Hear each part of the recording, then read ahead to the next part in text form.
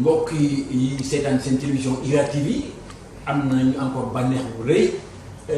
te fii tey ci ADIE nga xam ni njiit laa ngi toog muy Cheikh Bakhoum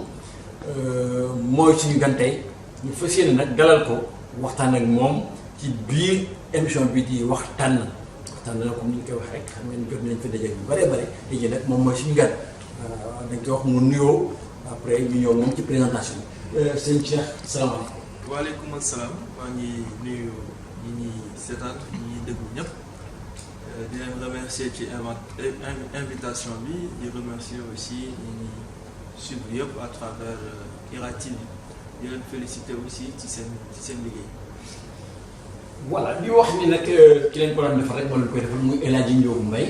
ngeen xam ko moo leen doon defal ba léegi émission kon nag Serigne Cheikh Bakhoum daa ma may ma tuddee la loolu Serigne Cheikh Bakhoum Sénégal moom ñëpp mën na leen tuddee Serigne boo doon présenté waa IYA TV ak émission bi di waxtaan kan mooy Cheikh Bakhoum. alors Cheikh Bakhoum benn Sénégalais la dëkk fële ci Grand Yoff màggee entre Parcelles Assainies ak Grand Yoff. dafay aussi suma études au niveau du Sénégal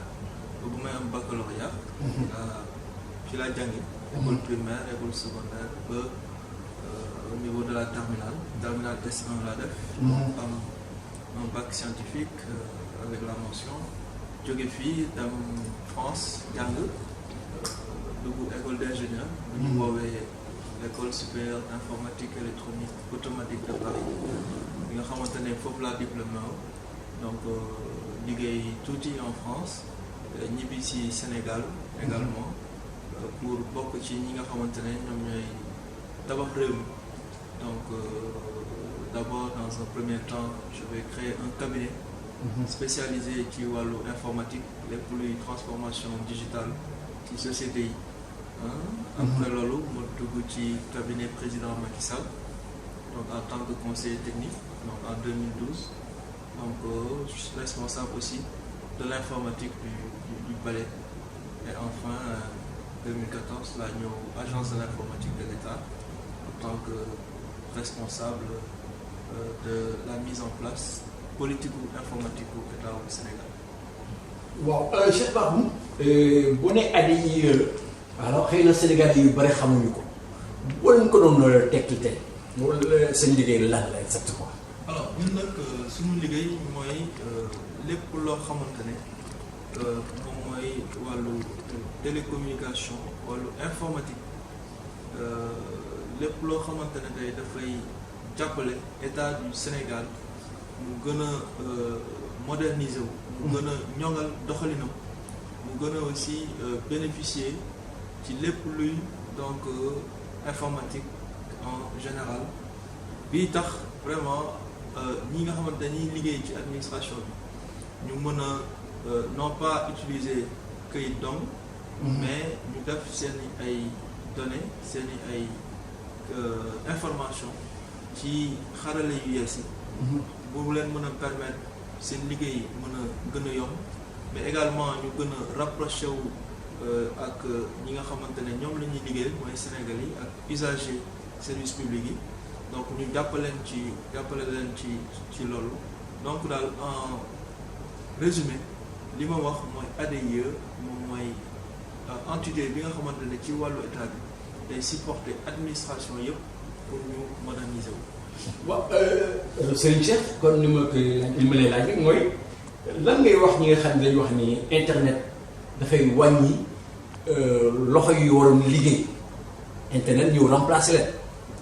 leen bu fekkee ni lu fukkee waroon def benn machine ñëw def ko yaakaaroon ni loolu bokk na ci lii indi chômage bi nga xam ni mooy coono ci réew mi. alors foog naa ne internet moom aspect yu positif moo ëpp aspect yu négatif te ci wàllu xëy nag gëm naa ne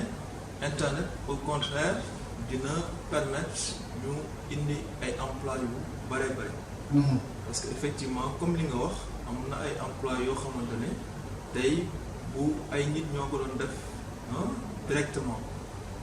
waroon peut-être en tout cas relever un certain nombre d'informations yi nga xamante ne tey machine bi mën na ko def mën na remplacer peut-être une dizaine de personnes. mais loolu lu muy permettre rek moom mooy que emploi yi nga xamante ne dañu koy créer ci suñu réew. mu nekk ay emploi yoo xamante ne dañu bëri valeur ajoutée.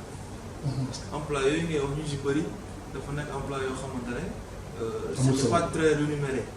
donc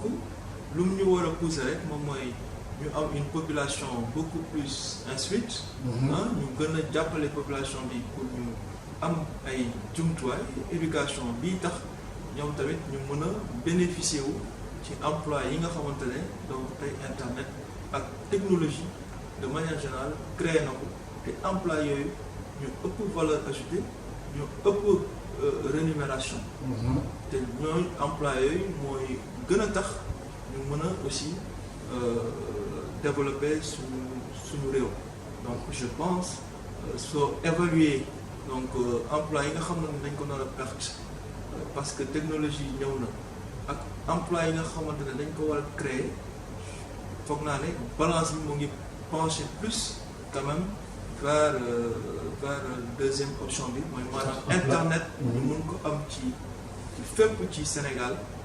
Sénégalais yi mun ko jëriñoo mun ko utiliser pour former wu mun ko utiliser wu pour aussi donc lépp luy santé mun ko utiliser ci seen vie en général pour non seulement améliorer seen qualité dund parce que loolu lay indi et je pense que lu ci ëpp solo mooy ñu xam ne à chaque fois que ñu am en tout cas pénétration internet ci suñu réew suñu économie dafay gën a dox